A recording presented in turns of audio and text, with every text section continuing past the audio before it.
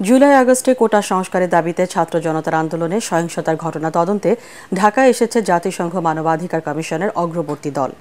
সকালে পররাষ্ট্র মন্ত্রণালয়ে গিয়ে সংস্থাটির এশিয়া প্রশান্ত মহাসাগরীয় অঞ্চলের প্রধান ররি ম্যাঙ্গোভন বলেন, তদন্তের ধরন ও কর্মপরিকল্পনা ঠিক করবেন তারা। ররি জানান, গণতন্ত্র উত্তরণ ও প্রাতিষ্ঠানিক সংস্কারে বাংলাদেশের পাশে থাকবে জাতিসংঘ। ফজলে রাব্বির রিপোর্ট।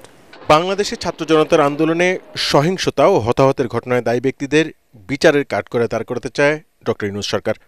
এজন্য জাতিসংঘের সহায়তা চেয়েছে বাংলাদেশ। এর প্রেক্ষিতে বৃহস্পতিবার ঢাকায় আসে জাতিসংঘ মানবাধিকার কমিশনের এশীয় প্রশান্ত মহাসাগরীয় অঞ্চলের প্রধান ররি ম্যাঙ্গোভেনের নেতৃত্বে ৩ সদস্যের প্রাক তদন্ত দল। সকালে তারা আসেন পররাষ্ট্র মন্ত্রণালয়ে, বৈঠক করেন পররাষ্ট্র সচিব মাসুদ বিন মোমেনের সাথে।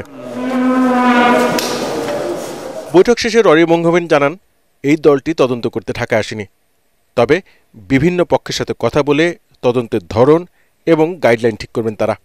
It's not an investigation. It's really an exploratory visit to discuss with তদন্তের বিষয়ে মন্তব্য করার মতো সময় এখনো আসেনি।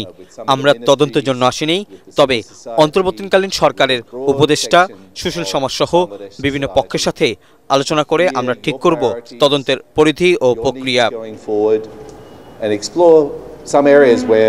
ররি বলেন, ছাত্র জনতার অভ্যুত্থানের পর বাংলাদেশে গণতন্ত্র এবং প্রাতিষ্ঠানিক সংস্কারের নতুন সুযোগ তৈরি হয়েছে। এ কাজে অন্তর্বর্তীকালীন সরকারকে সহযোগিতা করবে জাতিসংঘ।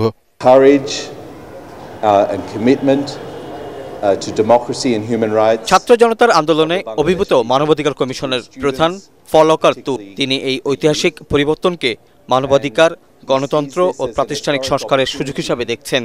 এক্ষেত্রে বাংলাদেশের পাশে থাকার আগ্রহ প্রকাশ করেছেন ফলকার তুর। 29 আগস্ট পর্যন্ত ঢাকায় থাকবেন ররি ম্যাঙ্গোভেনের দল। ফজলে রাব্বি, এটিএন বাংলা, ঢাকা।